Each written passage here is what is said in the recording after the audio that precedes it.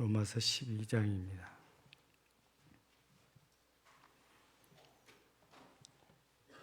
(18절입니다) 로마서 12장 18절 같이 읽겠습니다. 시작. 할 수 있거든 너희로서는 모든 사람과 더불어 화목하라. 아멘. 같은 로마서 5장 보면 1절에 이런 말씀이 있죠. 그러므로 우리가 믿음으로 의롭다 하심을 받았으니 우리 주 예수 그리스도로 말미암아 하나님과 뭘 누리자? 화평을 누리자. 그러니까 이 말씀은 예수 그리스도로 말미암아 하나님과 우리의 관계, 화평의 관계를 얘기를 하는 거지요. 이제 본래 우리는 에베소서 2장의 말씀에 따르면 하나님 앞에 진노 받아야 될 존재지요. 진노의 자식이라고. 근데 예수 그리스도를 통해서 하나님과 우리가 화평의 관계. 또 이 로마서 5장 10절이지요. 첫머리가 뭘로 되어 있습니까? 우리가 아직 못 되었을 때예요. 로마서 5장 8절은 죄인 되었을 때라고 되어 있거든요. 10절은 못 되었을 때입니까? 원수 되었을 때는 원수. 그가 하나님과 우리 사이의 관계가 좋은 관계가 아니에요. 원수지간입니다. 그래서 하나님은 위에 계시고 우리는 아래에 있기 때문에 우리는 하나님의 진노를 받아야 될 대상자들이라고 말이지요. 이런 우리들을 화평의 관계로 지금 바꾸어 주신 분이 예수님이시잖아요.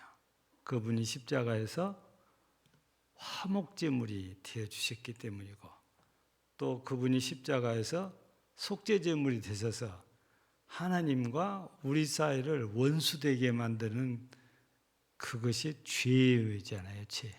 그 죄를 전부 다 해결해 주셔서 하나님과 화목할 수 있도록, 화평할 수 있도록, 평화할 수 있도록 해주신 분이 우리 예수님이시거든요.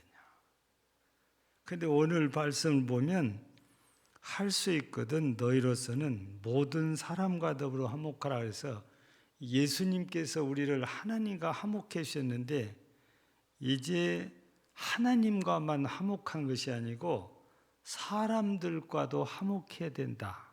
지금 그 얘기를 하신 거거든요. 여러분, 사람들은 평화를 원하는 사람이 훨씬 많을 거라고 저는 믿고 있습니다. 근데 절대 다수가 평화를 원하는데 우리가 살고 있는 세상은 절대 평화가 아닙니다. 늘 불안한 상태에 살지요. 가장 우리가 세계에서 가장 불안한 나라 중에 한 나라가 대한민국이지요. 북한에서는 이제 조용한가 싶으면 펑 쏘아올리잖아요. 그래서 우리는 아무렇지도 않게 여기서 살고 있지만 외국에서 우리나라를 볼 때는 대한민국은 겁나서 못 가는 나라. 이렇게 인식이 되어 있습니다. 북한이 자고 나면은 기분 나쁘면 한 방씩 쏘아올리는지 이렇게 쏘아올리니까 그것이 지금까지는 주로 동해 공해상에 떨어졌지만 방향이 남쪽으로 바뀌면 남쪽으로 와서 떨어지잖아요. 그건 언제라도 김정은이가 한마디만 하면은 그게 목적지가 남쪽 땅이 될 수 있죠. 서울만 되는 게 아니고 순천이고 제주도고 북한에서 미사일을 쏘면 어디든지 다 날아갑니다. 뭐 우리나라는 뭐 그냥 코앞이라고 할 수 있고 미국 본토까지도 날아갈 수 있다는 이 얘기인데 뭐 우리나라야 코앞이라고 해야 되는 거지요. 그러니 우리나라가 평화롭게 살기로 하지만 실제 외부에서 볼 때는 불안한 나라 이렇게 인식을 하고 있단 말이지요. 또 대부분의 나라가 평화를 원하지만 우크라이나와 러시아가 평화롭냐? 절대 평화롭지 않아요. 처음에 시작할 때는 잠깐 싸우고 끝날 것 아닐까? 그렇게 생각했는데 그게 1년이 넘어버린 거죠. 전쟁이 지금 코로나하고 겹쳤던 거잖아요. 코로나 온 뒤에 우크라이나와 러시아가 싸움이 붙었으니까. 예. 아마 이 금년이 지나가면은 전쟁이 3년 된다는 소리가 나올 겁니다. 여전히 지금도 날마다 싸우는 건 아니지만 그냥 잊어볼 말이면 또 미사일이 올라가서 또 어디를 폭격해가지고 뭐가 어떻게 됐다. 아니 여기가 좀 뜸해지니까 다시 또 이스라엘이 팔레스타인 지역으로 또 미사일을 쏘올려가지고 이러쿵저러쿵 또 만나면서 이스라엘이 하는 말이 뭡니까? 아직 끝난 거 아닙니다. 그런 거예요. 얻어맞고 팔레스타인이 가만히 있습니까? 자기들도 지렁이도 밟으면 꿈틀거리는데 자기들도 자기들 나름대로 대적을 하는 거잖아요. 그래서 파괴되고 죽고 이런 일들이 지금 이스라엘과 러시아 그 팔레스타인 관계는 뭐 이 역사를 보면은 수십 년 동안 저러고 있으니까 참 저게 과연 끝날까? 언제 평화가 이루어질까? 이게 낙관하기 어려운 상황이죠. 그런데 대부분의 사람들은 어느 나라와 하고도 평화하면 좋다고 그래요. 근데 세상의 평화의 논리는 절대적으로 강자하고 약자의 생각이 틀립니다. 강자는 지금 평화 시대다고 하는데 약자는 아니에요. 불안을 느껴요. 우리나라도 6.25 이전으로 우리가 거슬러 올라가면 일제 식민지 시대에 일본은 평화다고 하는데 우리는 아니잖아요. 강자는 지금이 평화 시대라고 해도 약자에서는 그렇지 않아요. 그냥 어쩔 수 없이 힘 있는 나라에 끌려가거나 아니면 마지못해서 따라갈 수밖에 없는 상황이 지금 우리가 살고 있는 현 시대, 그게 아무리 민주, 평화 이런 걸 내세워도 뒤에 가서 보면 전부 자기 욕심을 따라서 강대국들이 움직이는 거지 실제 세계 평화를 위해서 움직인다고 어렸을 때는 그러다 믿었죠. 근데 보면 볼수록 그렇지 않다는 것을 우리는 쉽게 지금은 느끼고 있죠. 미국, 중국 절대 평화가 아니에요. 자국 이익입니다. 예. 그러니까 자기들은 평화라고 하지만 실제 평화가 아닌 거지요. 그래서 우리끼리도 생존 경쟁이란 말을 쓰다가 심하게 바꾸면은 생존 전쟁이라고 바꿀 정도로 치열해지는 게 취업 전쟁이에요, 이제는. 뽑는 숫자는 적지, 들어가고 싶은 사람은 많지. 그래서 공무원 시험도 보통 100 몇 대 1이 되잖아요. 얼마나 많은 사람들이 공무원 되고 싶어 하는지. 또 쓸만한 회사는 서로 들어가려다 보니까 여기도 역시 마찬가지예요. 그러니까 경쟁이라는 말보다 이제는 전쟁과 같은 거지요. 그래서 취업을 하기 위해서 학교 공부보다도 더 열심히, 더 많이 학원을 다니고 밤새워 공부를 하고 지금은 그래서 겉으로는 평화인데 개인적으로 만나서 보면 평화가 아니에요. 여러분 젊은이들한테 지금 물어보면 평화냐? 아니라고 할 거예요. 먹고 살기가 힘드니까. 근데 성경은 할 수 있거든. 모든 사람들하고 평화해라. 화목해라. 그렇게 말씀하시거든요. 하나님과 우리가 화평한 관계가 이루어졌다면 다음에는 당연히 이웃들과 화평한 관계가 이루어져야 돼요. 사랑만 그렇게 한 것이 아니라 하나님을 사랑한다면 이웃도 사랑해야 된다는 것이 성경의 논리잖아요. 그러면 평화도 똑같은 거지요. 하나님과 평화하면 사람들과도 평화를 해야 돼요. 그런데 오늘 말씀이 그렇고 우리 예수님께서도 우리 고린도서를 통해서는 우리들에게 뭐라고 하냐면 화목의 사신이라고 그래요. 우리를. 예. 우리가 어디를 가든지 누구를 만나든지 예수 그리스도로 말미암아 내가 하나님과 화목하게 된 것처럼 저 사람을 하나님과 화목하게 만들어야 되고 나하고도 화목하게 해야 된다는 거죠. 우리는 이런 것들이 쓰는 용어가 달라진 거지요. 전도가 바로 그런 거잖아요. 우리가 복음을 전하는 것은 단순히 그 사람 예수 믿고 구원받는다 이런 것으로만 아니고 하나님을 사랑하는 사람이 되어야 되고 이웃을 사랑하는 사람이 되어야 되고 하나님과 화평한 사람이 되고 이웃과 화평한 사람들이 되어야 되는 것이 전도하는 목적입니다. 그래야 세상이 평화가 이루어져요. 예수 그리스도가 없이는 세상에 평화가 이론처럼 오지는 않을 거라고 저는 생각을 그렇게 한 사람입니다. 예수가 없는데 예수가 없으면 사탄의 지배 아래 있다는 소리인데 그러면 전부 자기 이기주의 빠져 있거든요. 근데 어떻게 평화 와요? 평화 올 수가 없는 거거든요. 그러나 성경에서 우리들에게 분명히 오늘 말씀하시잖아요. 할 수 있거든 너희로서는 모든 사람과 더불어 화목해라. 근데 화목하려면은 저 사람과 나하고 관계가 좋은 관계가 만들어진 거잖아요.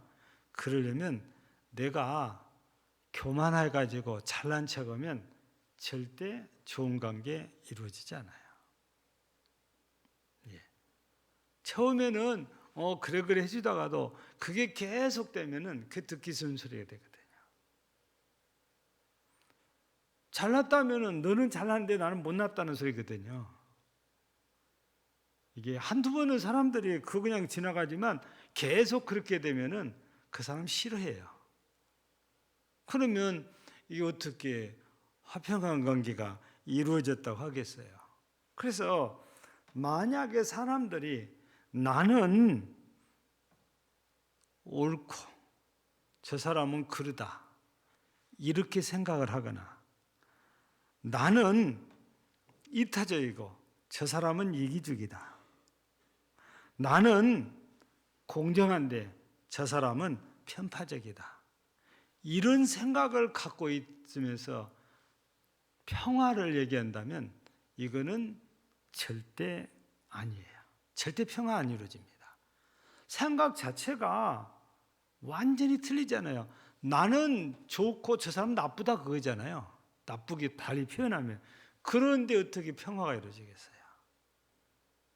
누가 자기 나쁘다는 사람하고 평화롭게 지내려고 하겠냐 그 말입니다. 절대 그렇게 안 됩니다. 그래서 평화를 이루어 가려고 한다면은 이런 사람이 돼서는 절대 안 돼. 나만 옳다, 나만 공정하다, 이런 생각, 나만 이타적이다 이런 생각을 이렇게 하면 절대 누구하고도 화평할 수 없다, 평화할 수 없다 이런 말씀이거든요.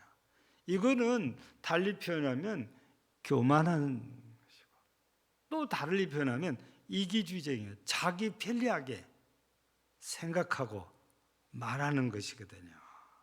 예. 여러분 우리들이 한번 가만히 이렇게 생각해 봐요. 내가 이타적이고 저 사람은 이기주의다. 그 말은 나는 개인 이익을 추구하지 않는다. 이런 주장이잖아요. 저 사람은 늘 자기 이익만 챙기는 사람이고 나는 그렇지 않다. 이런 주장이거든요. 근데 실은 이기적인 생각이 없는 사람은 실은 아무도 없어요. 속에 이기적인 생각들은 다 품고 있는데 많이 그것을 절제를 합니다. 근데 한계라는 게 있어요. 절제를 하다가 안 되면 나한테서도 그 이기적인 것이 본능이에요. 그냥 나와요. 우리 속에 본능적으로 이기적인 것이 있는데 나는 이타적이고 저 사람만 이기주의적이다. 그거는 안 맞는 말이다 그 말이죠. 근데 그러다가 내가 내 욕심을 체려해서 이기적인 모습을 보이면은 쌍방간에 좋은 관계가 되겠냐 그 말이에요. 절대 안 된다고 말이지. 여러분 또 나는 공정하다고 주장을 하고 저 사람은 편파적이다 그러는데 여러분 우리가 지극히 감정적으로 이렇게 바뀌면요 이기주의자가 되고요 편파적인 사람이 돼요. 우리는 너무 쉽게 감정 본능에 치우칠 수 있거든요. 항상 이성적인 거 아니에요. 여러분 우리가 환경이나 분위기에 따라서 우리가 본능에 충실해지기도 하고 아니면은 감정에 빠져들기도 하는 거죠. 물론 사람에 따라서 다른 사람보다 감정이 풍부한 사람이 있을 수 있어요.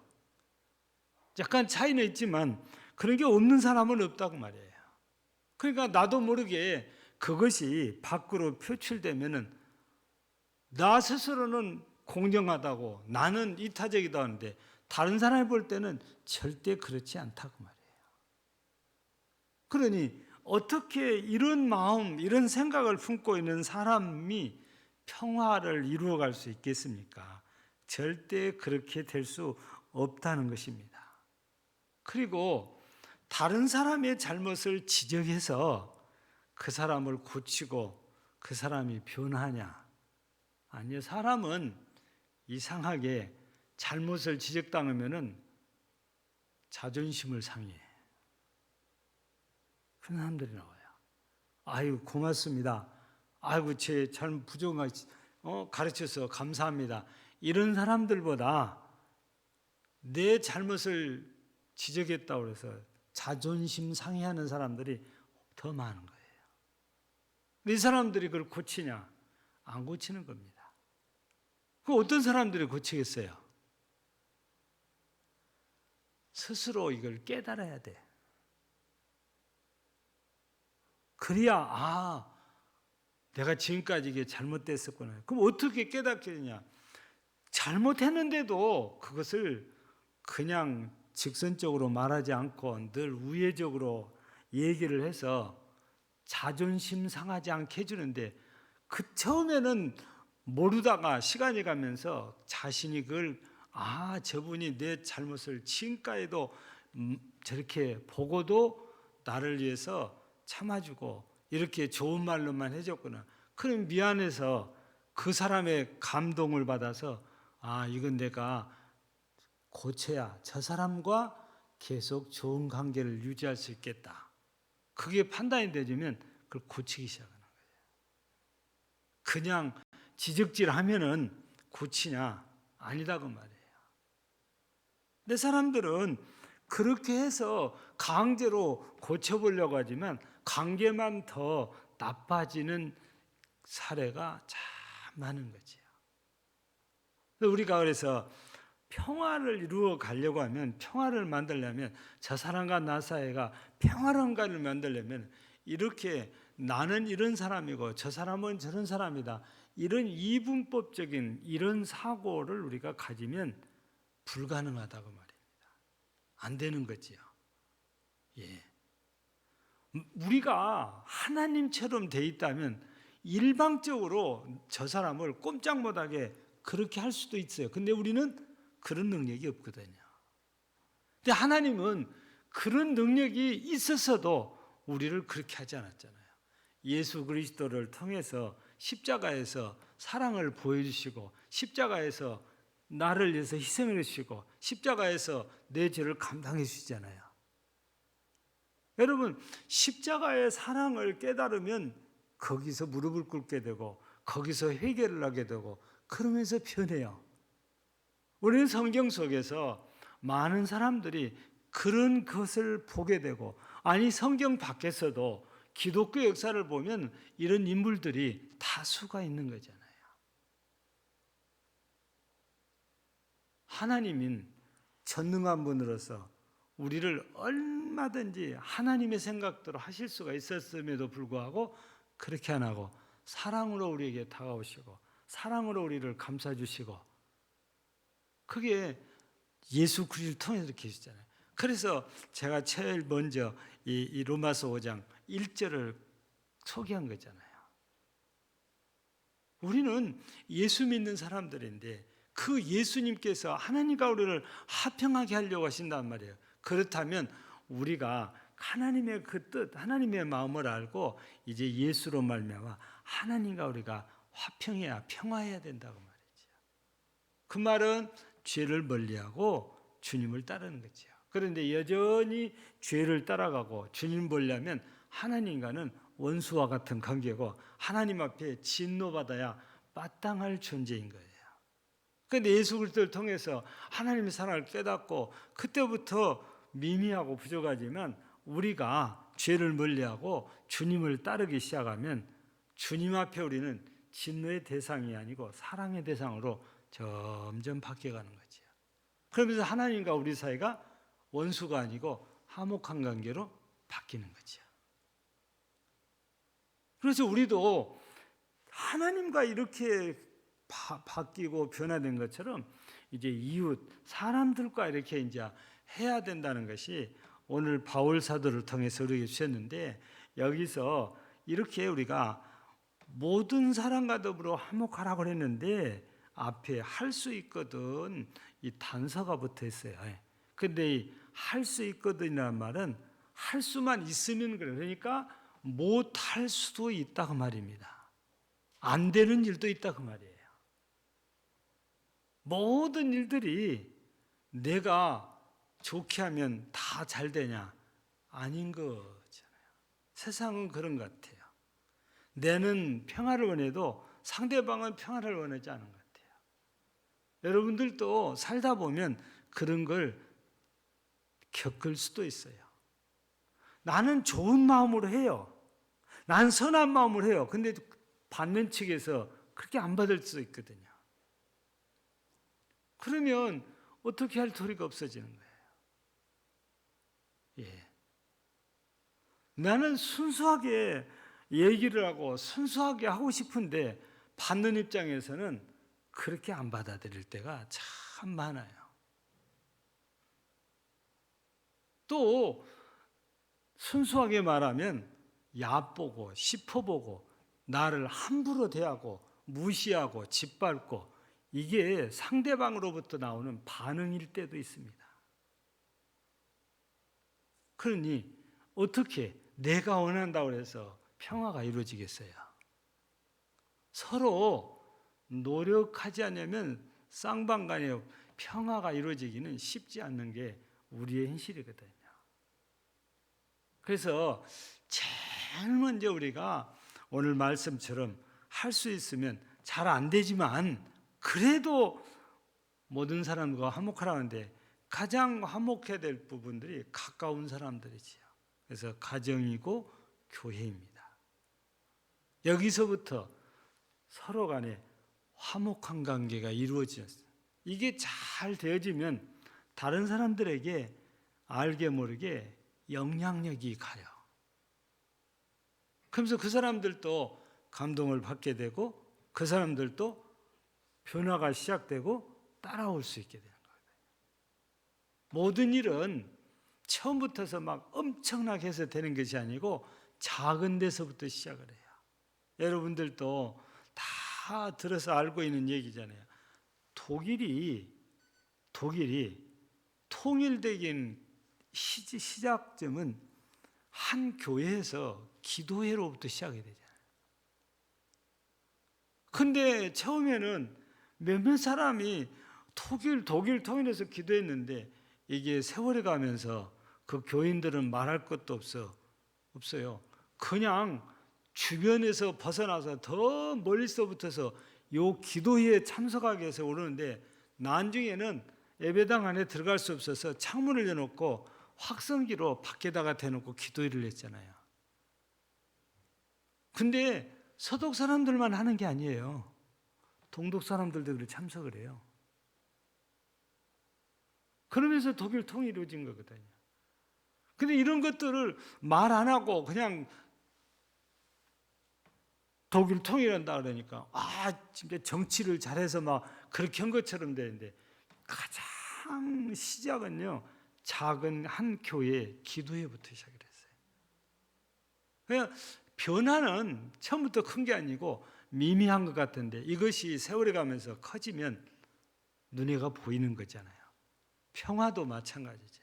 처음부터 우리가 그냥 손바닥 뒤엎어지 우리 이제 좋게 지내다 돼버리면 좋은데 감정을 갖고 있는 우리들은 그게 쉽지가 않아요. 지금 그래 대답을 했는데도 과거에 맺혔던 것이 환경이 만들어지면 그게 또 나와요. 그게 우리 약한 부분들이거든요. 그래서 하나님과의 관계가 이렇게 해결되지 않으면 우리는 사람과의 관계는 참 더 어려워요.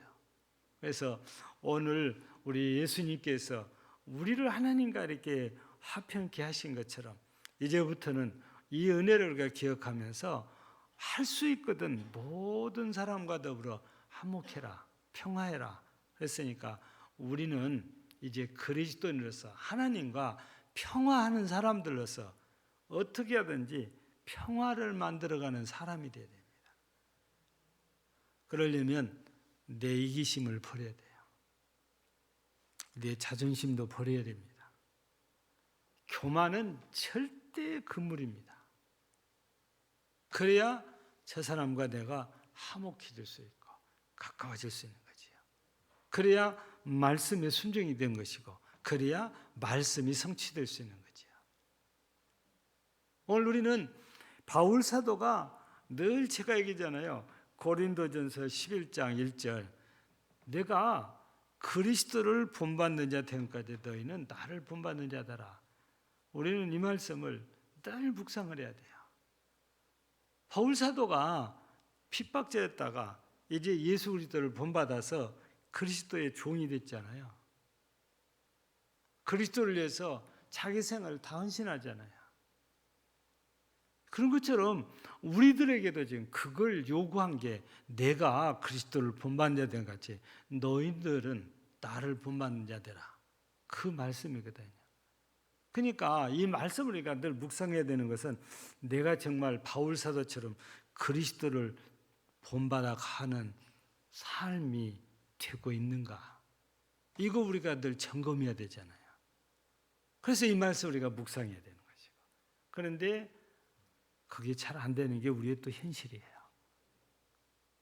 근데 이 말씀을 우리가 잊어버리고 살면 내가 잘못됐는데도 그냥 아무렇지도 않게 살아. 근데 이 말씀을 묵상하면은 내 잘못이, 내 부족이 깨달아지니까 회개를 하게 되고 다시 또 말씀대로 해보려고 다시 시작을 해요. 근데요, 말씀을 묵상하지 않으면 다시 해보려는 의도 자체가 아예 우리 속에 나오지가 않아요. 그래서 우리는 항상 안 되면 하나님을 찾아야 되고 뭔가 안 되면, 잘 안 되면 말씀으로 돌아와야 돼요. 우리 그리스도인들은 시작이 말씀이에요. 이게 뭔가 잘 안 돼요. 자꾸 꼬여요. 뭔가 자꾸 이상하게 안 돼요. 그러면 기본을 잘해야 되는데 우리 삶의 기본은 원칙은 말씀이잖아요. 말씀에 내가 제대로 서서 가고 있는지 그걸 우리가 살펴본다면 내가 뭘 잘못하고 있는지 틀림없이 말씀을 통해서 우리가 깨달아지고 발견이 되어지고, 그걸 우리가 깨닫고 발견해서 고친다면 우리는 주께서 인정하시는 그 길을 가기 때문에 잘 될 수밖에 없는 거지요. 그래서 우리가 말씀 또 우리가 보면 우리 주님께서 시편 1편에서도 그랬잖아요. 세 가지 우리한테 금하는 거 있잖아요. 근데 그 세 가지를 금했는데 죄인의 길에 서지 마라, 악인의 길을 쫓지 말아라, 오만한 자와 자리 함께 하지 말라는데, 과연 내가 그 세 가지를 잘 지키고 있는지. 말씀으로 돌아온다는 것은 이런 말씀들을 통해서 내 자신을 한번 검증을 하는 거거든요. 근데 그것을 안 하면서, 즉 말씀을 벗어나면서 또 어떤 분은 화평하게 하라고 했으니까 말씀을 무시하고 무조건 화평한다. 그러게 되면 솔로몬처럼 말로가 아주 안 좋게 되잖아요. 솔로몬도 처음에는 아버지가 가르쳐 준 대로 얼마나 잘했습니까? 말씀 따라서. 근데 그 말씀보다도 평화가 더 중요한 거예요. 그래서 뭐든지 평화라는 것을 내세워가지고 말씀 없이 그냥 정략적인 결혼을 통해서 세계 평화를 유지를 해요. 나이가 들고 늙어가니까 이거 안 되는 거잖아요. 그래서 원칙을 우리가 늘 지켜가야 평화를 제대로 만들어갈 수 있는, 그래서 할 수 있거든란 이 말을 우리는 많이 또 묵상해야 돼요. 우리가 한다고 해서 무조건 잘 되는 게 아니니까 우리는 안 될 수도 있다는 것을 우리가 기억해야 돼요. 그래서 우리 예수님께서도 이런 걸 보이시잖아요. 예수님께서 3년 동안에 3번 예루살렘에 유월절 올라가시잖아요. 근데 올라가실 때 꼭 하신 일이 뭐지요? 올라가셔서 하셨던 일이 있어요. 2번이 나와요. 성전 청결을. 근데 화평적으로 생각하면은 거기서 예수님이 화까지 내셨는데 잘한 건가요? 잘 못한 거 있잖아요. 근데 우리가 그래서 우리가 자꾸 말씀을 통해서 깨달은 게, 원칙을 벗어난 화평, 평화는 안 된다고 말이에요. 하나님의 말씀 속에서 우리에게 주시는 그 원칙 안에서의 평화인 거지, 그것까지도 말씀까지도 버리면서 평화를 되면은 솔로몬처럼 말로가 안 좋게 된단 말이죠.